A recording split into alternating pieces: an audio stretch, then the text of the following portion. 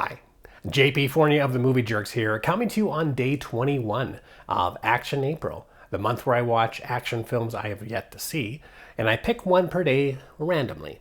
And what do we get for day 21? Well, yesterday we saw Ninja 2, Shadow of a Tear. So today I'm going to watch Death Force. He came back from the dead, and now heads will roll. James Iglehart is Doug Russell, an American who steals a shipment of gold in the Philippines with two Vietnam War buddies who cut his throat and throw him overboard. Russell washes ashore an island inhabited by two Japanese soldiers, stranded there since World War II. They nurse him back to health, and he is taught martial arts and the art of the samurai. Back in the States, his treacherous pals, Morelli and McGee, use their loot and viciousness to muscle their way into Los Angeles mafia turf. I seem to be getting a lot of samurai and martial arts films this year. I suppose that's okay. Day 21, I'm watching Death Force. Death Force, aka Fighting Mad, aka Vengeance is Mine. Tarantino has often boasted about taking influences from the works of Spanish director Sergio H. Santiago. And this film appears to be a big influence on Tarantino's Kill Bill, Volume 1 and 2, with our protagonists getting murdered and betrayed by the ones they love, only to enhance their skills and take revenge on everyone that's attached. In this case, I watched a 110-minute extended cut, and I kinda wished I watched the theatrical version, as this film drags a lot on the second half. However, I loved this scene. Here's your pizza, sir. Keep chain. Thanks.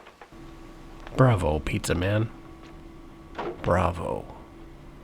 Death Force is certainly a film of its time, yet it uses the ageless plot of coming back from the dead to seek revenge on those who betrayed them.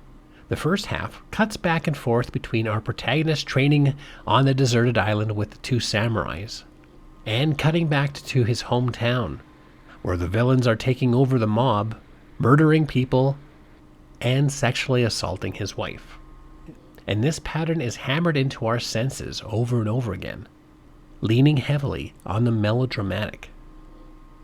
The second half, once our hero is back in town and seeking revenge, the film's momentum slows up and becomes more of a talking film, until the last 15 minutes when it cuts loose and becomes pure exploitation.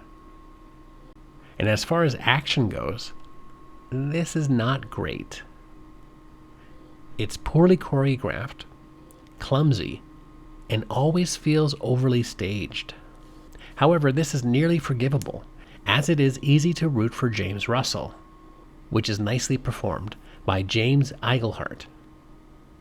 Turns out he's also the father of James Monroe Iglehart, the award-winning Broadway performer.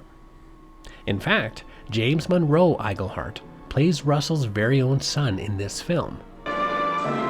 Gamora! Look at this! This is my son. And it's great to see him become the musical star that he's become, because if this film was any indication, this kid cannot keep a beat with the music playing.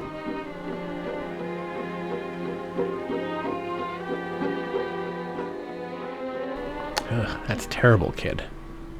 The rest of the cast is passable as a bunch of two-dimensional villains that are just set up for some future decapitations. But the film's standout is the finale. Spoiler alerts are ahead. Once Russell has killed and gotten revenge on the person that nearly killed him, kidnapped his wife and son, and sexually abused his wife, the film then finishes with this.